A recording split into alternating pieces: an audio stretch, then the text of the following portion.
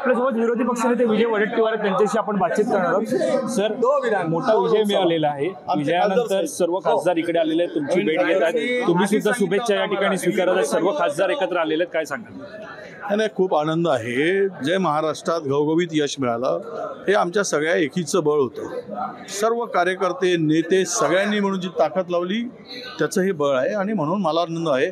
आणि हे सगळे एकत्र बैठक उद्याच्या विधानसभेची तयारी आहे असं आम्ही म्हणतो आणि सगळ्यांना शुभेच्छा देण्यासाठी आजची बैठक आहे।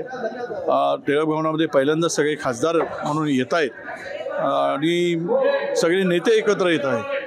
आज केवळ राहुलजींचं अभिनंदन, मेहनत करणाऱ्या कष्ट करणाऱ्या कार्यकर्त्यांचं जनतेचे आभार यासाठी आणि नवनियुक्त खासदारांचा सत्कार हा आजचा एवढाच कार्यक्रम असा। सर्व खासदार टिळक भवनला आले, मात्र जे खासदार विजयी झाले ते फतव्यांमुळे विजयी झाले असा मंत्री दीपक केसरकरांचा आरोप आहे। फतव्यांमुळे सर्व खासदार विजयी झाले असा आरोप मंत्री दीपक केसरकर करतात। हे आता अशा लोकांना ज्यांना अपयश झाकण्यासाठी अपयश लपवण्यासाठी काही बोलावं लागतं। जनतेने साप नाकारला आहे, तुम्हाला महाराष्ट्राच्या मातीमध्ये गाडलं आहे हे मान्य करा। तुमच्या जुमलेबाजीला, तुमच्या ज्या त्या टक्केवारीला, ठेकेदारीला, कंत्राटीला सगळं हे महाराष्ट्रानं पाहिलं आहे। त्या महाराष्ट्रामध्ये एवढं नुकसान होण्याचं, फाडाफोडीचं राजकारण, लोकांची घरं पक्ष फोडलात, त्याचं तर प्रायश्चित्त तुम्हाला जनता दिली, हे मान्य केलं पाहिजे। शेवटचा प्रश्न आहे, फडणवीसांनी सर्व जबाबदारी स्वीकारलेली आणि मंत्रिमंडळातून मुक्तता करा असं ते म्हणतात,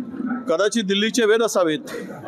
तर आपण पाहतोय की नक्कीच फडणवीसांवरती वक्तव्य करत असताना हे दिल्लीचे वेध असावे असं म्हणत खरं तर एक टोला हा फडणवीसांना विरोधी पक्षनेते विजय वडेट्टीवार यांनी लागवला। दरम्यान या संदर्भातील अधिक माहिती जाणून घेण्यासाठी तुम्ही मायमहानगर.com लॉग इन करा। कॅमेरा पर्सन अवधेश कोरी सह मी वैभव पाटील, मुंबई।